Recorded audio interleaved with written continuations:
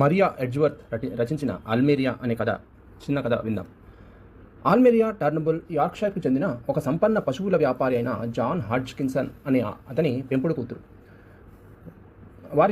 వారు ధనవంతులైనప్పటికీ సాధారణమైన పొరుగువారితో కలిసి ఎంతో నిరాడంబరంగా జీవిస్తూ ఉండేవారు.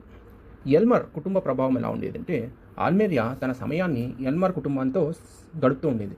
వారు గౌరవప్రదమైన వాళ్ళే కానీ మధ్యతరగతి వాళ్ళు. ఆమె ఫెడరిక్ ఎల్మర్ తోటి ప్రేమలో పడుతుంది. అతను ఆమె సంపదను కాకుండా కేవలం ఆమెను తనను తనుగా వ్యక్తిత్వాన్ని మాత్రమే ప్రేమించేవాడు. అనూహ్యమైన ఆస్తి వచ్చి పడుతుంది. తన తండ్రి మరణాంతరం ఆల్మేరియాకు 2,00,000 పౌండ్ల భారీ ఆస్తి వారసత్వంగా వచ్చి రావడం వల్ల ఆమె దృష్టి సహజమైన అనురాగం నుండి సామాజికమైన హోదా వాటి వైపు మళ్ళుతుంది.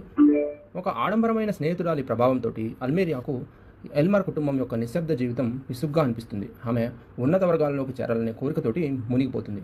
ఆల్మేరియా లండన్కు వెళ్ళి అక్కడ అనేక మంది మంది ఆమె చుట్టూ తిరుగుతూ ఆమెను పెళ్లి చేసుకోవాలనుకుంటారు. కానీ ఆమె కేవలం తన ధనం కోసమే తప్ప తనను తానుగా ఎవరూ ఇష్టపడట్లేదు అని తెలుసుకుంటుంది. కాలం గడిచే కొద్దీ ఆల్మేరియా కేవలం ఫ్యాషన్ కోసం బతికే వ్యక్తిగా మిగిలిపోతుంది. చివరకు ఆల్మేరియా వయసు పైబడి ఒంటరిగా మిగిలిపోతుంది.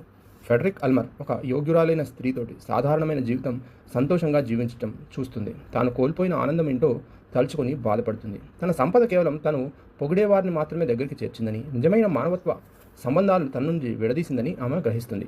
నిజమైన అనుబంధాలను పణంగా పెట్టి సామాజికమైన హోదా కోసం పోరాటం చేయడం చివరికి ఒంటరితనాన్నే మిగులుస్తుంది అనే అర్థాన్ని ఈ కథ ద్వారా మరియా ఎడ్జ్వర్త్ చెప్పాలని ప్రయత్నిస్తారు.